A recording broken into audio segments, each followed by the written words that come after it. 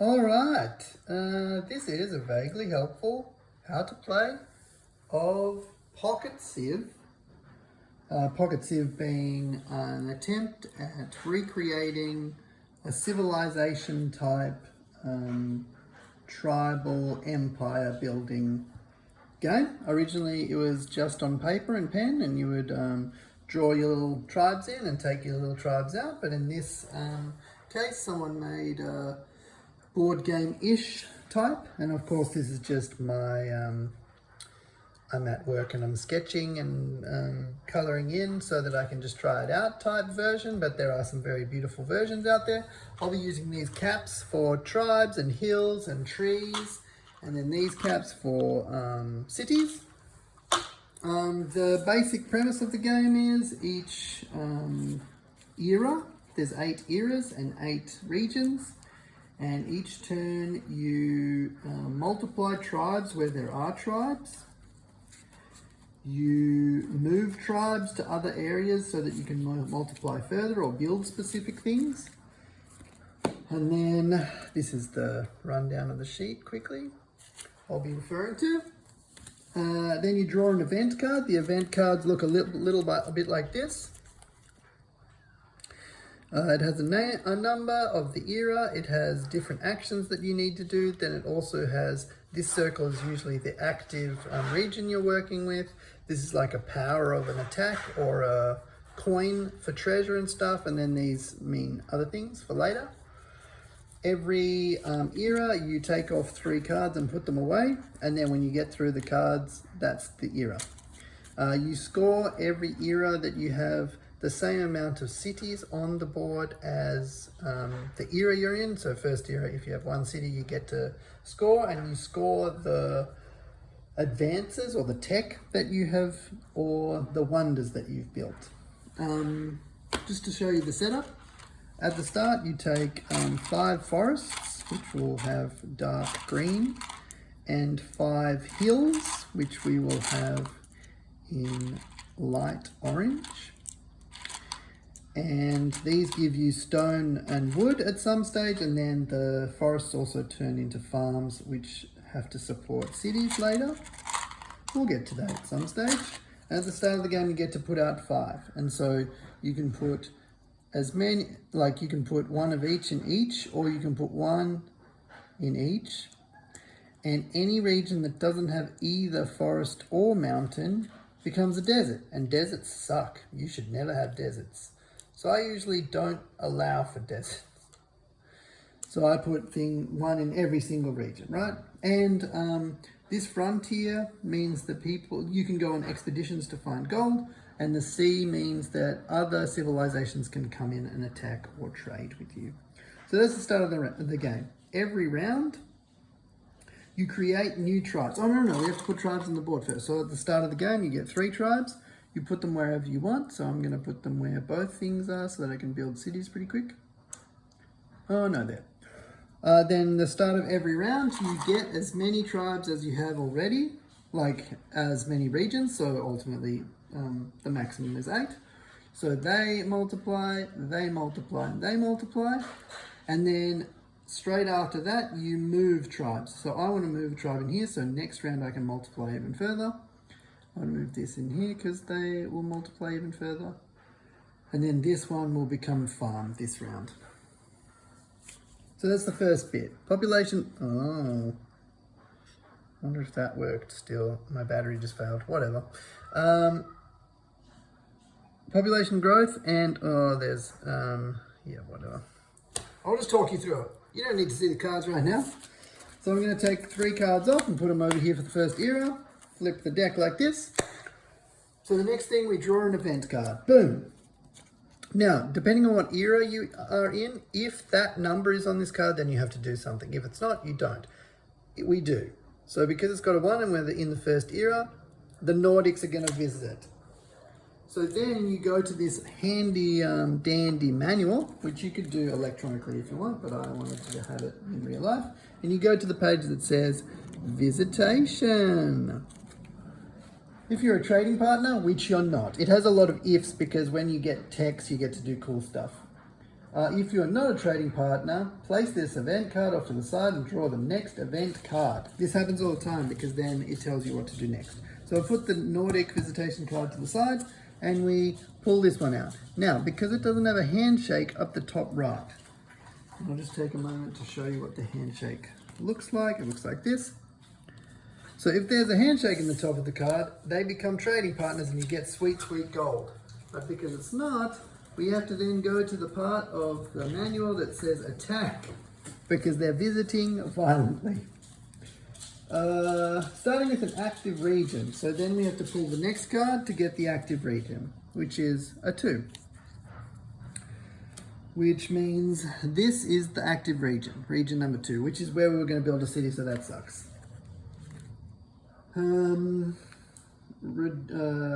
Reduce, oh, hang on, I've missed something.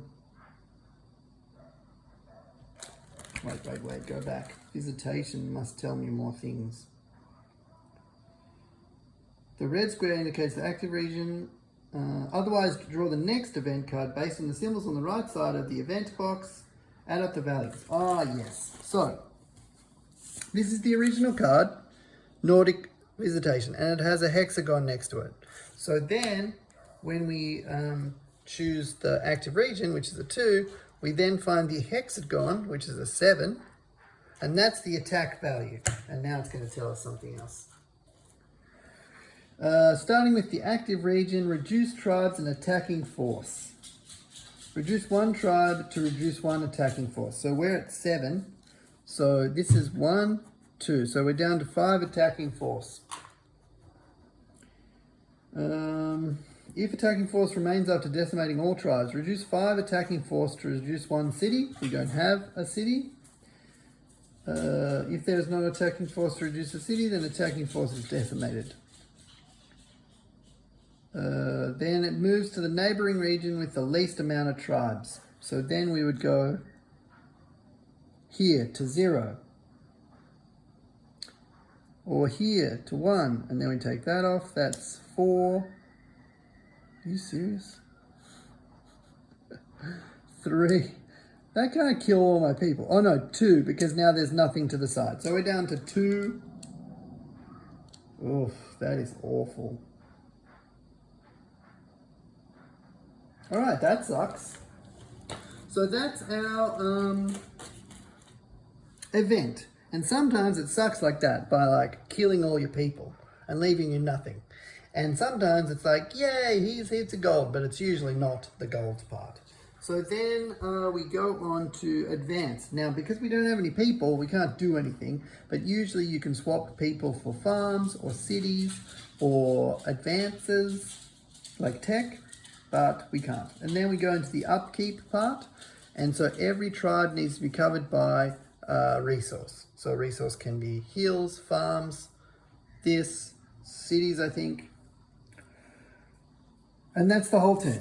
And so you play this until you've done 8 eras, but I'll just do one more turn because that one kind of sucked. So, population growth, we only get 1. And if we had a city, we could also give 1 to the city if we're under 3, but we don't. So then we will move, hoping that we don't get decimated this round. Or maybe we'll... Yeah, I'm going to risk it. I'm going to move this so that I can build... No, I'm not, because then I won't have any people. That's smart. So move tribes, draw an event card. There's nothing on this event card that says 1, so we don't have to do anything. So that's lucky. Then we can't really advance anything, and we don't need to do upkeep. So then we do this again. We multiply.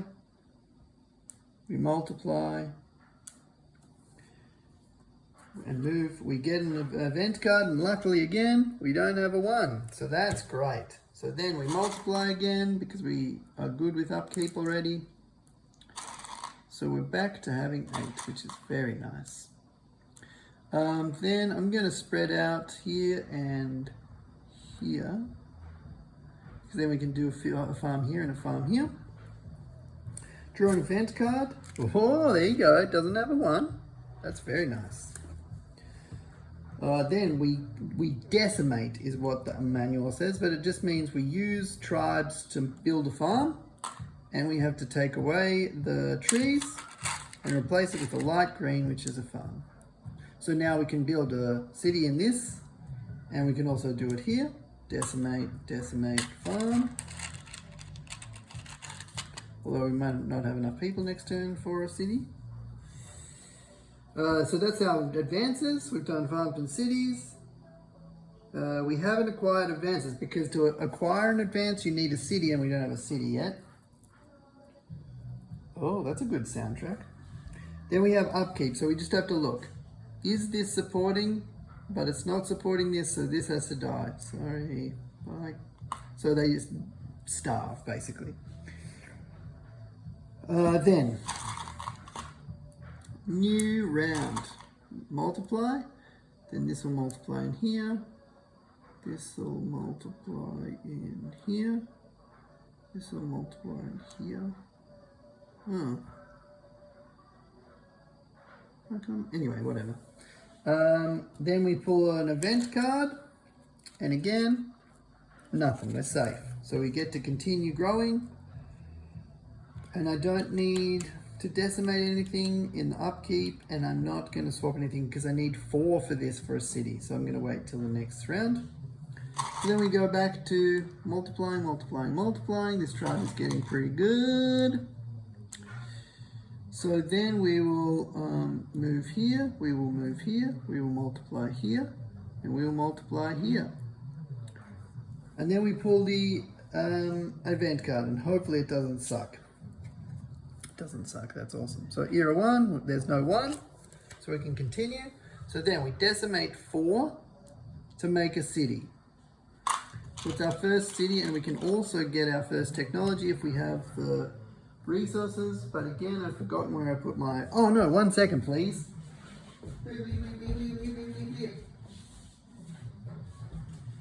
There's all of these advances. And I still haven't laminated them into cards yet, but someone formatted them so good that they can go into cards. And it's things like masonry, cost 2 tribes, and stone. And it's 3 victory points, but during upkeep you can increase the city's AV by 1. So this city has an AV of 1, and depending on your tech tree you can get them up to 10, I think, and you just stack the white ones, and it just means you can get more tech and you're safe from certain events. But usually I get one that's free at first, right? What's that one called? Basic tools. Basic tools is free, resources free. Reduce the cost of decimating tribes when increasing a city AV by 1. So it means we can decimate 3 instead of 4. So we'll take that. And again, maybe I didn't say this, but you can have a maximum of how many AVs you have. So if you have 3 towns, you can get 3 advances. So then that's the end of that. The upkeep, 1, 1, 1, 1, 1, 1, fine. Then next round, we spread, we multiply, and then we move if we need. So let's see, I could move this in here, and this in here, and this in here, this in here, and this in here. This won't be covered, so this will need to go here, yeah, to make a farm. Hang on, where'd that come from? I think that came from here, and this can go instead because then that can be 2 farms. Oh, there is a tech that means you don't have to destroy forests. But whatever, and then, so, action card, not a 1. That's my dog in the background, just having after dinner drinkies. So then, we can swap this for a city. That's 3, because of that tech we just got. Then, this is a farm.